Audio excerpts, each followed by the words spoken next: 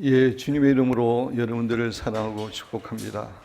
신종 코로나 사태가 심각해서 유튜브를 통해서 예배 드릴 수밖에 없는 것에 대해서 마음 아프게 생각합니다. 우리 유튜브를 통해서 예배 드리는 성도님 힘드시지만 조금 이렇게 잘 참으시기 바랍니다. 우리 가정에서도 하나님의 임재를 깊이 인식하는 가운데 하나님을 바라보시면서 전심으로 예배 드리시기 바랍니다. 성경 말씀은 빌립보서 3장 18절입니다. 빌립보서 3장 18절.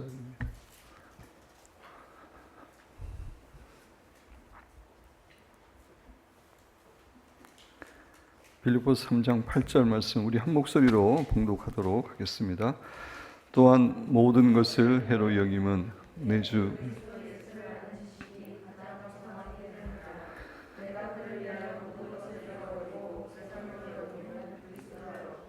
아멘. 하나님을 위하여 도시를 점령하라 라고 하는 유명한 책을 쓴 미국의 탁월한 영적 지도자 존 도우스는 매우 흥미있는 주장을 이야기합니다. 그것은 구약의 모든 이스라엘 백성들이 다 자신의 특정 지파에 속해 있었던 것처럼 우리 하나님의 자녀들도 자신들이 속해 있는 어떤 특정한 영적 지파가 있다는 것입니다. 이러한 주장은 우리가 그동안 전혀 듣지 못한 그런 주장인데 그럼에도 불구하고 매우 흥미롭습니다. 저는 이러한 주장을 루 잉글의 부흥의 우물을 파라라는 책에서 읽게 되었습니다. 여러분 교재 보시면 당신의 땅은 어디 있는가? 이스라엘 지파들은 하나님께로부터 땅을 다 받았습니다. 땅과 유업과 기업을 받았습니다. 그 얘기를 하는 겁니다. 당신의 땅은 어디 있는가? 우리한테 물어보는 겁니다. 당신의 유업은 무엇인가? 당신은 영적으로 무슨 지파에 속해 있는가? 우리가 속해 있는 지파가 있다는 것입니다. 그러면서 이제 존 도우슨의 그 하나님을 위하여 도시를 점령하라 그 책에 있는 내용을 인용해서 말합니다. 구약의 지파들처럼 당신의 움직임에도 공동체적 과거와 현재와 미래가 있다. 하나님의 가족 가운데 당신이 속한 그룹은 나름의 은사와 약속과 취해야 할 땅이 있다. 당신의 유업이 무엇이든 하나님은 그것을 당신에게 주기를 원하신다 라고 하는 그런 내용으로 이야기하고 있습니다. 이렇게 존 도우선이나 루잉글은 모든 그리스도인들이 자기가 속한 영적 지파가 있다는 것입니다.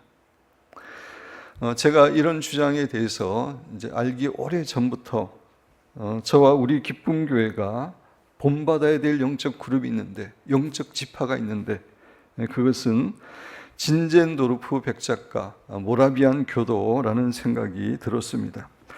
이런 생각은 제가 이 그룹에 대해서 아주 자세히 알기 전에 조금 알고 있을 때 하나님께서 계속해서 그런 마음을 그냥 제게 부어주셨습니다. 제가 이 그룹을 열심히 연구해가지고 너무나 훌륭한 그룹이기 때문에 본받아야 되겠다 이렇게 생각한 것이 아니라 그냥 어느 순간부터 수년 전부터 그냥 하나님께서 이 진젠도르프와 모라비안 교도는 우리 기쁨교회가 본받아야 될 그러한 그룹임을, 그런 영적 지파임을, 물론 영적 지파라는 말은 제가 이 책을 읽고 나서 지금 쓰는 거지만 그런 마음을 계속 주셨습니다. 그래서 저는 수년 전부터 이들에 대해서 관심을 가지고 책들이나 논문을 읽으면서 조금씩 연구를 했습니다. 그리고 제가 최근에 부흥에 대한 책들을 읽으면서 진젠도르프 백작가 모라비안 교도는 근대 부흥의 원천이 되는, 근대 부흥의 원샘이 되고 원우물이 되는 그런 사람들이라는 사실을 알게 되었습니다. 마틴 로이드 존슨은 그 유명한 부흥이라는 책에서 부흥을 일으키기를 원하면 부흥의 원우물을 다시 찾아가서 그 우물을 회복하고 살리는 것이 너무나 중요하다고 이야기합니다. 쉬운 예로 들어 설명하면은 우리나라 교회가 하나님의 부흥을 경험하기 위해서는 1907년에 그런 평양 그 부흥의 우물의 원천에 대해서 찾아가서 그것을 회복하고 그런 은혜를 살리는 것이 중요하다라고 이야기합니다. 다른 부흥에 대한 책들도 동일한 주장을 하는데 그들은 진젠도르프와 모라비안 교도가 부흥을 일으키려고 하는 우리들의 원우물과 같은 그런 존재임을 반복해서 이야기합니다. 그렇습니다. 진젠도르프와 모라비안 교도들은 하나님께서 그들에게 부어주시는 하나님의 부흥을 경험했던 사람들이고 24시간 기도했을 뿐만 아니라 세계 선교에 앞장섰던 그런 사람들이었습니다. 그런데 우리 기쁨교회는 24시간 기도하는 것이 교회의 비전 가운데 하나입니다. 물론 최근에 주신 비전이긴 하지만 24시간 기도하는 것이 비전이고 또 마지막 시대에 하나님의 부흥을 일으키는 시발점이 되는 교회가 되고자 하는 간절한 소원이 있습니다. 이런 의미에서 부흥과 24시간 기도에 있어서 진젠도르프와 모라비안 교도들은 우리 교회가 본받아야 될 그런 우물이라고 원우물이라고 할 수가 있습니다. 저는 부흥에 관한 책들을 읽고 나서야 하나님께서 저에게 왜 수년 전부터 진젠도르프와 모라비안 교도들을 배워야 한다는 마음을 주셨는지 궁금증이 풀리기 시작했습니다. 마치 이전에는 각각 흩어져 있던 퍼즐들이 부흥과 24시간 기도와 진젠도르프, 모라비안 이렇게 흩어져 있던 퍼즐들이 이제 하나로 맞춰지는 그런 느낌을 가지게 되었습니다. 그래서 오늘은 진젠도르프 백작가, 모라비안 교도들에 대해서 설교를 하려고 합니다. 설교를 하기보다는 강의입니다. 시간 관계상 길게는 못하고 짧게 말씀을 드리고 강의안을 여러분 교재에 다 실었습니다. 그 이유는 진젠도르프와 모라비안 백작은 우리 교회가 계속해서 본받아야 될 그러한 그룹이기 때문에 여러분들이 계속해서 참고해서 보시라고 그냥 강의안을 그대로 대부분 신었습니다. 그런데 제가 진젠도르프와 모라비안 교도들에 대해서 설명드리기 전에 먼저 교회사에 있었던 6가지 큰 영적 운동을 살펴보면서 진젠도르프와 모라비안 교도들이 어떤 위치에 있었는지 알기를 원합니다. 리차드 포스터는 교회 역사를 살펴보면 지금까지 6개의 중요한 영적 운동이 있었다. 운동이란 말은 그 무브먼트라는 말인데 영적 운동들이 있었다고 그의 책 생수에 강해서 설명합니다. 그리고 이 6가지 큰 영적 운동 배후에는 성령께서 있었고 성령께서 역사하심으로 그런 운동이 있었고 이 운동들은 지금까지 교회에 많은 영향을 끼쳐왔음을 이야기합니다. 그 6가지를 제가 책에서 좀 각색해서 제가 제 말로 좀 바꾸어서 여러분의 그 교재에 인용했습니다. 첫 번째 일어난 운동은 교회사에서 크게 성령의 역사로 일어난 운동은 4세기에부터 시작한 묵상 기도의 운동입니다. 4세기에 신자들은 바쁜 도시의 삶에서 벗어나 한적한 곳에 가서 수녀원과 수도원을 세웠습니다. 그전에는 이런 게 없었습니다. 그냥 교회에서 신앙생활을 했지. 그렇지만 이제 한적한 곳에 멀리 사람들이 떨어진 곳에 가서 수녀원과 수도원을 세웠습니다. 그래서 그들은 고독과 수녀원, 수도원 이런 데서는 침묵기도, 말을 하지 않는 이런 훈련을 되게 강조합니다. 그게 이제 고독의 훈련이죠. 고독과 묵상과 그리고 기도를 매우 중요시했습니다. 그 대표적인 사람이 애굽의 안토니였는데 그는 사막의 아버지와 어머니라고 불리웠습니다. 이 운동을 통해 교회는 묵상 기도를 통해 하나님과의 친밀함을 경험하고 누리게 되었습니다. 깊은 침묵 가운데서 하나님하고 교제하고 대화하고 그런 축복을 누리게 되었습니다. 그 결과 묵상 운동의 전통이 기독교에 생기게 되었습니다. 그다음에 두 번째 운동은 12세기에 시작한 사회정의 운동입니다. 사회정의 운동이라고 표현하고 있지만 다른 말로 이야기하면은 긍휼사역이라고 할 수 있습니다. 긍휼사역 운동. 12세기 후반 아시시의 프란체스코와 그를 따르는 사람들은 사회에서 소외되고 불쌍한 사람들에게 관심을 가지고 적극적으로 도왔습니다. 그들은 이탈리아 주변 지역에서 병든 자, 가난한 자, 절름발이들을 정성을 다하여 돌보았습니다.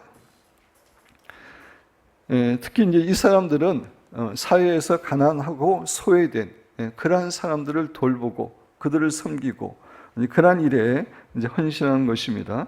수많은 사람들이 프란체스코를 따랐고 그들이 주축이 되어 프란체스코 회가 생기게 되었습니다. 그들은 가난하고 소외된 사람들을 돌봄으로 사회정의 운동의 시발점이 되었습니다. 사회정의 운동은 다른 말로 이야기하면 아까 말씀드린 대로 긍휼사역을 하는 시발점이 되었습니다. 오늘날의 이제 교단들 가운데 특별히 이것에 관심을 가지고 하고 있는 그 교단이 구세군이죠. 물론 다른 교회에서도 조금씩 하지만 구세군은 이걸 통해서 교단이 생겨졌고 이것에 집중하는 그런 교단입니다. 교회가 당연히 교회가 해야 될 중요한 사역입니다. 세 번째, 16세기에 일어난 복음 운동입니다. 이제 종교 개혁을 이야기하는 건데 16세기 마틴 루터와 성경의 새로운 메시지, 그러니까 이신칭의 교리, 믿음으로써 의롭다함을 받을 수 있다는 교리, 오직 성경, 오직 믿음을 발견한 사람들은 예수 그리스도의 진정한 복음을 선포하였습니다. 그 전에 가톨릭은 타락해가지고 뭐 면접 위에 돈을 집어넣으면 그 소리에 죽었던 연옥에 있던 자기의 조상들이 천국으로 옮겨진다 이런 이상한 주장을 했는데 그게 아니라 믿음으로 구원을 받는다는 것을 이제 가리키면서 종교 개혁이 일어나게 되었습니다. 교회 역사에서 이것은 복음 운동이라고 불립니다. 이 운동을 통해서 이제 말씀 위주의 이제 그런 신앙생활이 된 겁니다. 근데 사실 이것도 지금은 이제 너무 이렇게 이거를 지나치게 또 강조하는 바람에 추구 한쪽으로 가서 문제가 생기고 있습니다. 예를 들어서 한 번 구원은 영원한 구원이다. 믿음만 강조해서 한 번 구원은 영원한 구원이다. 한 번 구원 받으면 영원히 구원함을 받는다. 이제 이런 주장까지 이제 극단적인 주장까지 나오게 되었는데 그것은 잘못된 거죠. 그죠? 우리가 믿음으로 구원을 받지만 우리가 성령님과 동행하는 가운데 성화의 삶을 살아야 됩니다. 그것이 같이 가야 됩니다. 구원받기 위해서는. 제가 이 부분에 대해서는 조만간 금요 기도나 아니면은 그 주일 예배 때 자세히 이런 믿음과 칭의와 성화와 이런 관계에 대해서 좀 말씀을 드리려고 합니다. 네 번째 운동이 17세기에 일어난 카리스마 운동입니다. 17세기 교회는 조지 폭스, 그 퀘이커 교도라고 우리가 하는 그것을 만드신 분이죠. 사역에 의해 시작된 퀘이커라고 불리는 남녀의 삶 속에서 성령의 새로운 운동을 보게 되었습니다. 우리나라에서는 케이크 교도를 약간 이단시하는 경향이 있지만 미국에서는 그렇지 않습니다. 그리고 그 유명한 리차드 포스터가 이 케이크 교도의 목사입니다. 그런 의미에서 우리가 케이크 교도에 대해서 이해를 하면 좋은데 케이크 교도가 이렇게 생기면서 이들이 성령의 사역, 성령에 민감하고 성령의 인도하심을 받는 그런 예배, 그런 것들을 강조하게 된 것입니다. 그래서 믿는 자들의 삶에서의 성령의 활동은 일상 대화 뒤에 숨겨진 힘이 되었습니다. 성령의 활동적인 역할이 그들 예배의 중심이었고 성령의 역할은 그들이 추진하는 복음 전도, 선교 그리고 사회적 관심과도 밀접한 관계가 있었습니다. 그전에는 그 성령의 사역이 상대적으로 약했습니다. 그전에 교회에서. 근데 이제 이분들을 통해서 성령의 사역이 강조되면서 실질적으로 사역 가운데 성령께서 역사하시는 그런 경험을 하게 된 겁니다. 이것이 카리스마적 운동의 시발점입니다. 다섯 번째, 18세기에 일어난 성육신 운동입니다. 18세기 진젠도르프 백작은 그의 땅 헤른후트에 박해받던 모라비안들이 와서 그들의 교회를 세우도록 했습니다. 원래는 서로 다른 모임이었지만 그 모라비안 교도들이 다양한 사람들이었습니다. 이 모임은 성령의 강력한 부으심을 체험하면서, 그러니까 부흥을 경험하면서 하나가 되었습니다. 형제 일치를 만들어내었습니다. 모라비안 교도들은 빵을 구우며 가르치며 바느질하며 가축을 돌보는 일상적인 삶 속에서 기도하며 복음을 전파하며 이웃을 도와주며 즐겁게 하나님을 섬겼습니다. 그들의 직업 가지고 그들의 그 생활 가운데서 하나님을 섬기고 동행하실 뿐만 아니라 복음을 전하는 그런 사람이었습니다. 예를 들어서 우리 교회에 우리 김은수 자매님은 의사지만 그 의사를 통해서 복음을 전하고 영혼들을 변화시키는, 그러니까 그런 일을 한 겁니다. 이 모라비안 교도들은 자신의 삶 가운데서 구체적으로 기도하고 복음을 전하는 그런 삶을 살았습니다. 이것이 성육신 운동. 이제 리차드 포스트는 이렇게 이제 명칭을 붙이는 겁니다. 여섯 번째, 같은 18세기에 일어난 성결 운동입니다. 18세기 초기 존 웨슬리와 그의 친구들은, 조금 후에도 말씀드리겠지만 존 웨슬리는 이 모라비안 교도에 엄청난 영향을 받은 사람입니다. 와 그의 친구들은 신성 클럽을 조직하였고, 이 조직은 기독교인이 죄된 습관에서 벗어나기 위해 그리고 윤리성의 회복의 목적을 두고 시작이 되었습니다. 그들은 규칙, 메소드, 그러니까 감리교가 여기서 나왔죠. 메소디스트라는 게 그 메소드라는 말에서 나왔는데 규칙을 개발했고, 규칙을 개발했다는 것은 어떻게 기도하고 일주일에 어떻게 금식하고 말씀 묵상하고 모임을 갖고 이제 이런 것들이 규칙적으로 했습니다. 거기서 이제 감리교라는 말이 메소디스트라는 말이 나왔는데, 교회가 한 번도 죄의 심각성을 깨닫게 했습니다. 메소디스트의 노력의 결과는 대단하였습니다. 이것이 성결 운동이 되었습니다. 이렇게 리차드 포스터는 교회 역사상 6가지 중요한 큰 영적 운동이 있었고, 이것들이 이제 지금까지도 우리 교회에 영향을 끼치고 있음을 말합니다. 하나님께서는 우리 기쁨 교회가 속한 영적 지파는 이 6개 운동 가운데 진젠도르프 백작과 모라비안 교단이라는 마음을 저한테 강하게 주시는 겁니다. 제가 여러분에게 말씀드린 것처럼 이것을 제가 깊게 연구해서 본받아야겠다 제가 전하는 게 아니라, 그냥 영적으로 어떤 거는 듣지 않도록 하나님이 주시는 마음을 알잖아요. 계속해서 저에게 그 마음을 주셨습니다. 물론 우리 교회가 다른 운동들, 5가지 운동들을 통해서도 배워야 되겠지만, 어떤 의미에서 하나님께서 우리 교회를 이쪽 그룹으로 부르셨습니다. 우리의 영적 지파입니다. 그래서 우리는 진젠도르프 백작과 모라비안 교도로부터 많이 배워야 됩니다. 그렇지만 하나님께서 우리 기쁨 교회에 주신 새로운 운동도 있습니다. 그 새로운 운동이 뭡니까?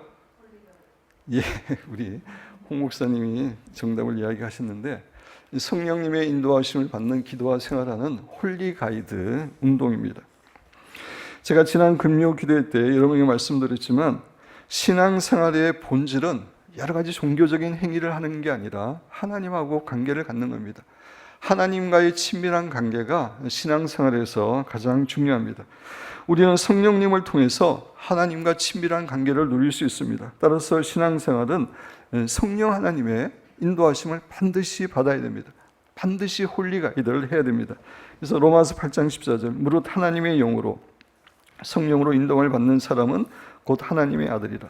진정한 하나님의 자녀는 성령님의 음성을 듣고 성령님과 동행하는 사람임을 이야기해 주는 겁니다. 예수님의 사역에 있어서도 성령님의 역할이 너무나 중요했습니다. 예수님은 사실 성령님과 밀접한 관계를 가지신 분입니다. 태어나실 때부터 성령으로 잉태하셨습니다. 공생애를 시작하면서 성령으로 세례를 받으셨습니다.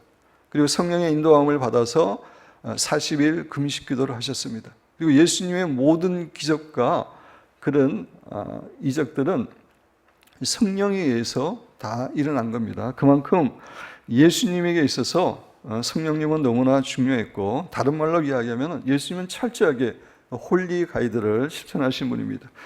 이런 의미에서 홀리 가이드는 신앙생활의 필수이고 너무나 중요한 운동입니다. 정말 가장 중요하고 근본적인 운동이라고 할 수 있습니다. 그래서는 앞에서 언급한 교회사의 6가지 운동 다음에 마지막 7번째 와야 될 운동이 홀리 가이드 운동이라고 믿습니다. 성경에서 7은 완전 숫자입니다. 저는 마지막 7째 운동이 일어나야 기독교 운동은 완성이 되고 예수님께서 재림하실 거라고 하는 그런 생각을 가지고 있습니다. 성도 여러분, 우리 기쁨교회가 작은 교회지만 이 홀리 가이드 운동에 시발점으로 불러주셨다고 믿습니다. 여러분도 그렇게 확신하십니까? 저는 우리 교회를 향한 하나님의 비전은 정말 크다고 그렇게 생각하고 있습니다. 이제 이 설교를 만약에 이제 다른 교회 성도님이나 목사님이 들으시면은 정말 저 교회 목사도 그렇고 교회 많이 착각하고 있다. 자기 주제를 모른다. 이렇게 이야기할 수도 있을 겁니다.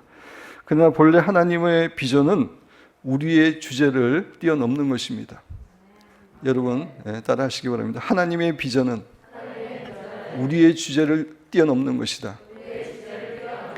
하나님께서 아브라함을 부르시고 요셉을 부르시고 다윗을 부르셨는데 그들을 부르기 전에는 그들은 지극히 평범한 사람이었습니다.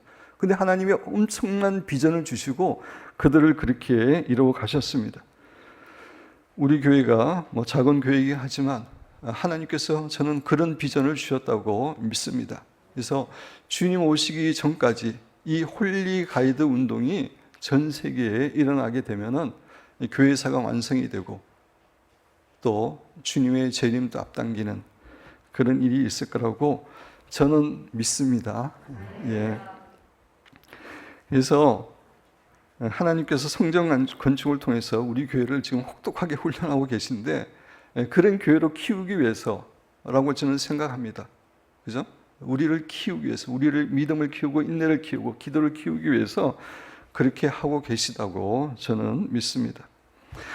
여하튼 우리가 속한 영적 지파인 진젠도르프 백작과 모라비안 교도를 본받아가면서, 물론 그들이 좋은 점을 본받는 겁니다. 어떤 그룹이든 좋은 점과 단점이 다 있습니다. 우리는 좋은 점을 본받아가면서 또한 홀리 가이드라고 하는 새로운 운동을 일으키는 교회가 돼야 됩니다. 이것이 우리 교회의 정체성입니다. 우리 교회의 정체성은 모라비안 교도를 본받아가면서 새롭게 홀리 가이드를 운동을 일으키는 교회, 이것이 우리 교회의 정체성입니다. 이제 진젠도르프 백작과 모라비안 교도에 대한 소개인데, 이제 강의 내용이 다 이제 여러분에게 교재에 있습니다. 근대 선교의 아버지라고 같이 읽어보겠습니다.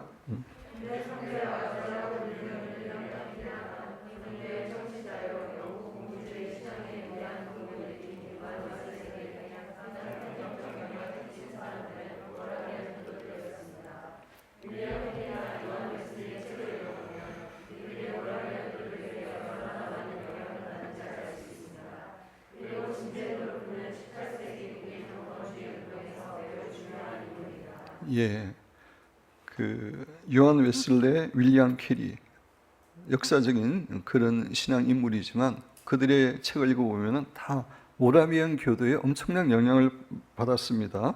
그 정도로 모라비안 교도는 영향을 끼쳤고, 진젠도르프는 18세기 독일 경건주의 운동에서 중요한 인물입니다. 그래서 경건주의가 뭔지 되게 중요한 운동입니다. 경건주의는 교회사에 있어서 그 당시는 이제 17세기 말과 18세기 초를 이야기하는데, 우리 한번 쭉 내용을 생각하면서 좀 읽어보도록 하겠습니다. 그 당시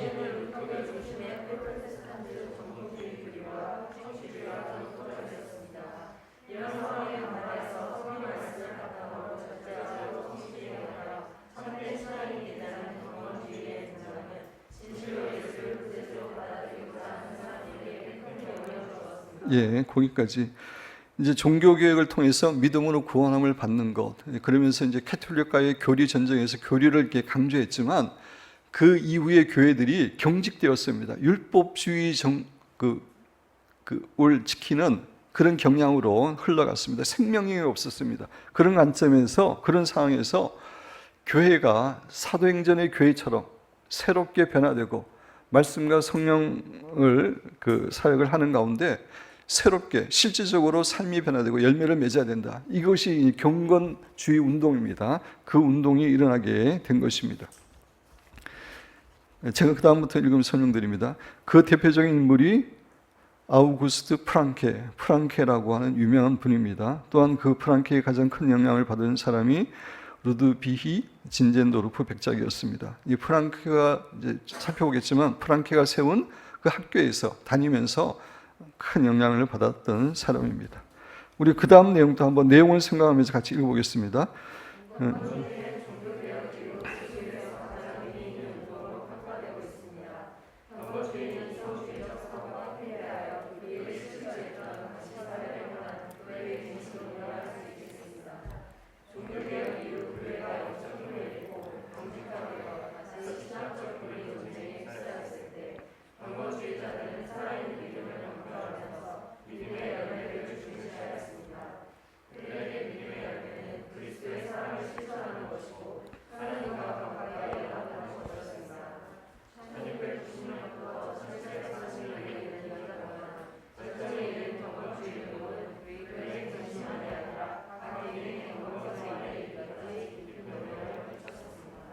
그래서 경건주의는 종교개혁 이후에 개신교에서 아주 중요한 운동인데 종교개혁을 통해서 이제 교회들이 너무 교리적으로 형식적으로 율법적으로 되어가고 있는 상황에서 진정으로 말씀과 성령과 동행하는 가운데 신앙생활하고 열매를 맺는 그렇게 운동을 일으킨 거기 때문에 중요한 운동입니다. 그다음에 모라비안 교도란 이 내용을 쭉 읽어보면은 우리가 이해할 수 있는 내용입니다. 한번 같이 쭉 읽어보면서 필요한 부분만 제가 설명을 하도록 하겠습니다. 이들은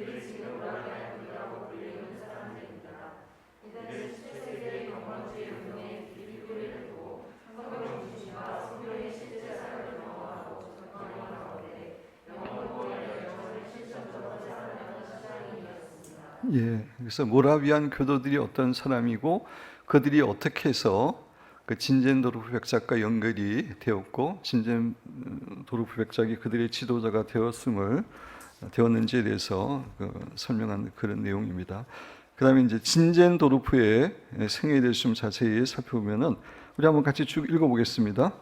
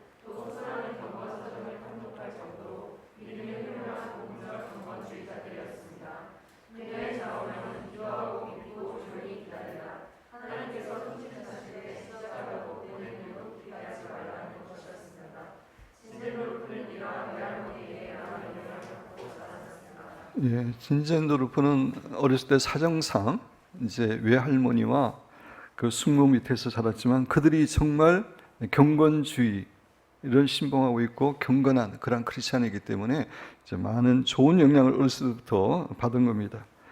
그래서 이 사실을 통해서 다시 한번 경건한 부모의 자녀들에 대한 그 영향력이 정말 절대적인 것임을 우리가 깨닫게 됩니다. 정말 우리가 경건한 삶을 살아야지 우리의 자녀들도 그렇게 영향을 받는 겁니다. 계속해서 한번 읽어보겠습니다.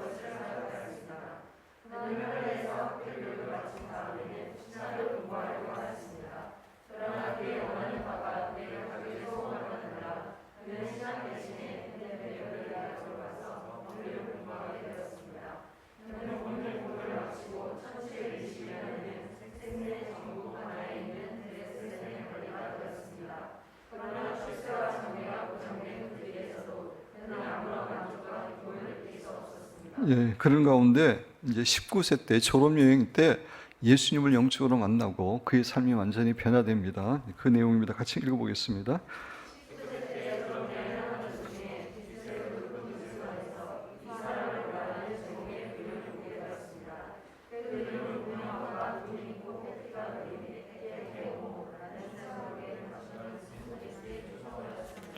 예, 여러분 교재에 그 초상화가 있죠.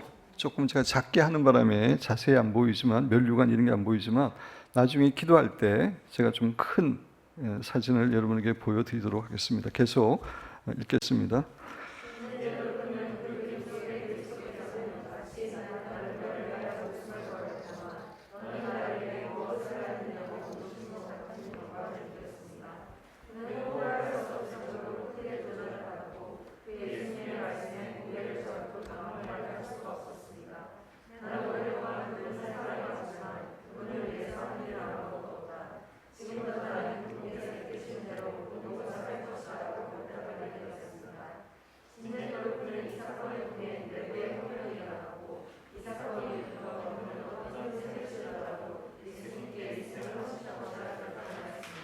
예, 그래서 그림을 보는 가운데 예수님께서 나는 너를 위해서 목숨을 버렸구만. 너는 나를 위해서 무엇을 하였느냐. 그 말씀을 듣고 거기에 이제 충격을 받고 회심하고 진짜 자신의 인생을 주님을 위해서 살겠다고 결단하게 됩니다. 그래서 빌립보서 3장 8절 오늘 본문 말씀인데 또한 모든 것을 해로 여기면 사도 바울의 고백입니다. 내 주 예수 그리스도를 아는 지식이 가장 고상하기 때문이다. 내가 그를 위하여 모든 것을 잃어버리고 배설물로 여기면 그리스도를 얻고 사도 바울이 주님을 만나고 나서 오직 예수님을 위해 살고 그가 과거에 추구했던 모든 것들을 다 버린 것처럼 이제 진젠도르프 백작도 이 그림을 통해서 주님을 만나고 완전히 이제 회심하는 완전히 인생의 방향이 바뀌는 그런 경험을 하게 되었습니다. 사실 우리 모든 크리스찬에게 이런 혁명적인 사건이 있어야 됩니다. 이렇게 주님을 만나고 변화받는 그 사건이 있어야지 우리가 더 뜨겁게 주님을 사랑하고 주님을 위해서 섬길 수 있습니다. 제 경우 대학교 2학년 때 고린도후서 5장 15절 말씀을 통해서 이런 영적인 회심을 경험했습니다. 인생의 목표가 완전히 바뀌게 되었는데 혹시 여러분 가운데 아직까지 이런 경험이 없다면 먼저 이런 경험을 해야 됩니다. 완전히 회심하고 바뀌고 인생의 목적이 바뀌고 그렇게 할 때 우리가 영적으로 더 성장할 수 있습니다. 계속해서 읽어보겠습니다.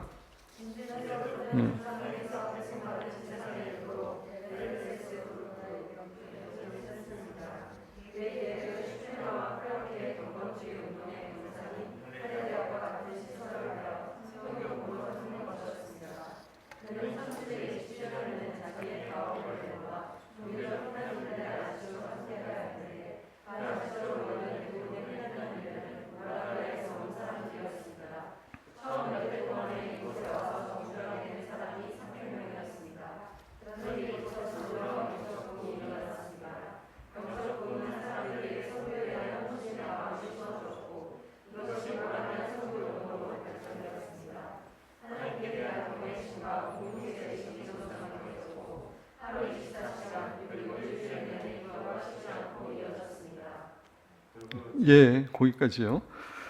그래서 헤렌 후르트 이제 그 부모로부터 유산으로 받은 그 넓은 땅인데 그곳에 모라비안 교도들이 이제 오게 되면서 이제 모라비안 교도들과 만나게 되었고 그들과의 모임에서 하나님의 부흥이 임합니다. 하나님의 뜨거운 부흥이 일어나게 되었고 그들이 선교에 헌신하게 되었습니다. 그리고 하나님께서 역사하시자 하루 24시간 일주일 내내 기도하는 운동이 시작되었고 100년 이상을 했습니다.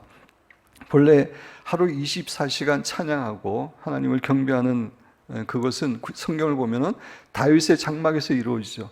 구약 성경에 다윗의 장막이 나오는데 레위인들이 24시간 돌아가면서 수십 년 동안 그 일을 했습니다. 이제 그게 모델이 돼가지고 모라비안 교대에서 이 24시간 365일 기도하는 운동이 생겼습니다. 우리는 아이합이 이거를 시작한 걸로 생각하지만 아이합은 그런 역사적인 그런 모델을 통해서 배워서 지금 하고 있는 것입니다.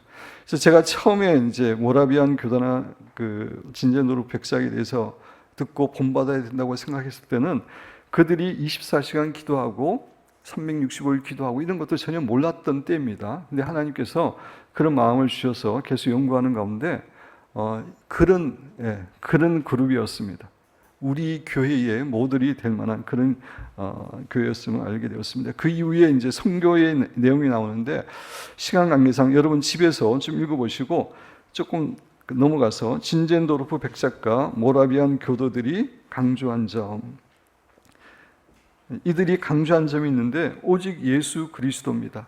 진젠도르프는 이제 그림을 통해서 주님을 만나고 나가지고 그냥 그의 삶의 목표는 예수님밖에 없었습니다. 한번 쭉 읽어보겠습니다.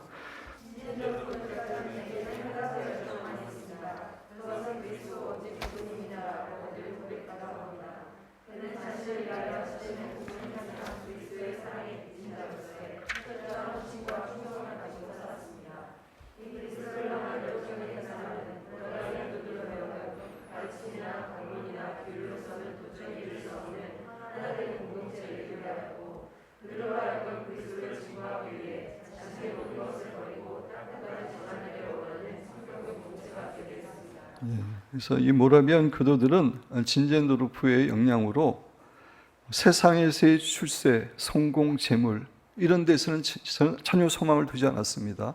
오직 예수 그리스도를 사랑하고 예수 그리스도의 사랑을 증거하는 거기에만 초점을 맞추는 그런 아름다운 공동체가 되었습니다. 두 번째, 교회 연합 운동을 했다는 얘기입니다. 그러니까 이 그룹은 막 교리나 이런 걸 따지지 않고 삶이 중요하기 때문에 교리가 조금 차이가 있더라도 다 받아들이는 그런 교회 연합 운동을 했다는 겁니다. 빠른 속도로 한번 쭉 읽어보겠습니다.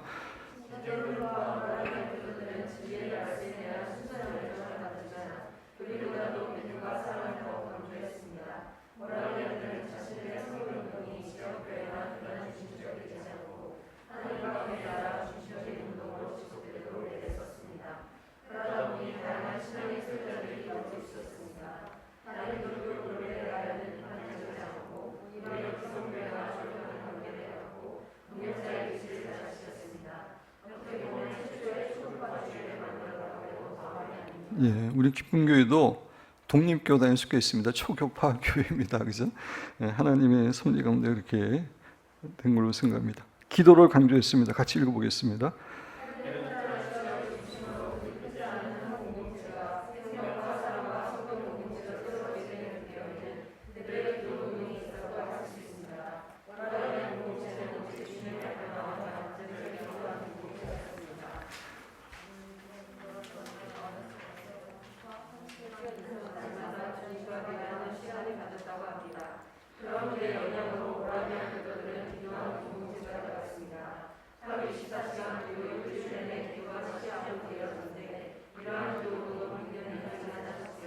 예, 이들은 기도를 참으로 강조했고 기도를 통해서 주님을 갈망하며 주님과 깊이 사귀는 그런 공동체였습니다. 진젠도르프가 이제 본을 보였는데 그래서 결국은 24시간 기도하는 그거를 100년 이상 함으로 하나님의 놀라운 축복을 누렸던 그룹이었습니다.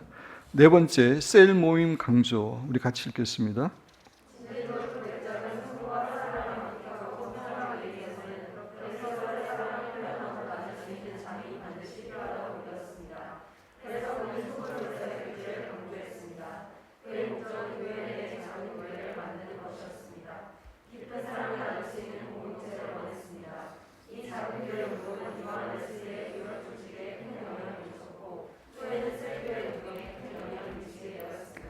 예, 그리고 다섯 번째 세계 선교를 위한 주춧돌 우리 같이 한번 읽어보겠습니다.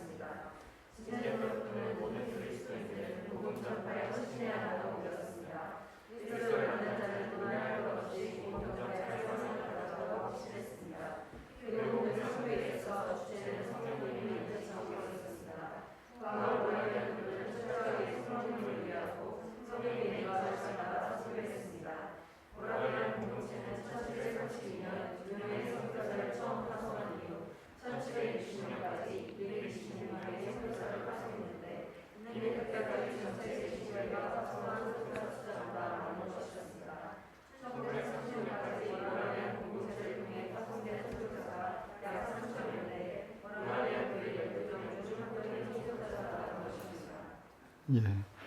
그래서 이 다섯 가지 중에 1번에서 네 번째까지는 우리 교회가 조금씩 이렇게 이제 하고 있는 그런 내용인데, 우리 교회가 제일 약한 부분이 세계 선교를 위한 주춧돌 이 부분이죠. 그죠?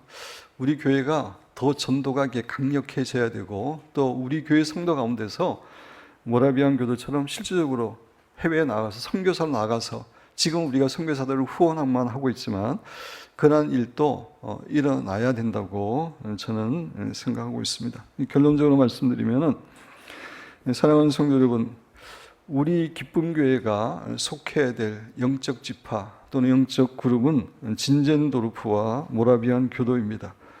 이것은 제가 그냥 그런 마음을 가지려고 한 게 아니라 하나님께서 저에게, 우리 교회에게 주시는 마음입니다. 아울러서 우리는 홀리 가이드를 실천하여 7번째 영적 운동을 일으키는데 시발점이 되는 교회가 되어야 됩니다. 이런 것들을 볼 때 하나님께서는 우리가 생각한 것 이상으로 우리에게 큰 비전을 갖고 계시다고 저는 생각합니다. 사랑하는 여러분과 저는 진젠도르프와 모라비안 교도로부터 좋은 점들을, 아까도 말씀드렸지만 좋은 점과 연약한 점이 있는데 좋은 점들을 배우는 가운데, 또한 홀리 가이드를 실천함으로 우리가 먼저 하나님의 부흥을 경험하고, 또 우리를 통해서 전 세계에 하나님의 나라를 확장시키고 하나님의 부흥의 불길을 전달하는 축복된 성도와 교회가 되시기를 주님의 이름으로 축원드립니다.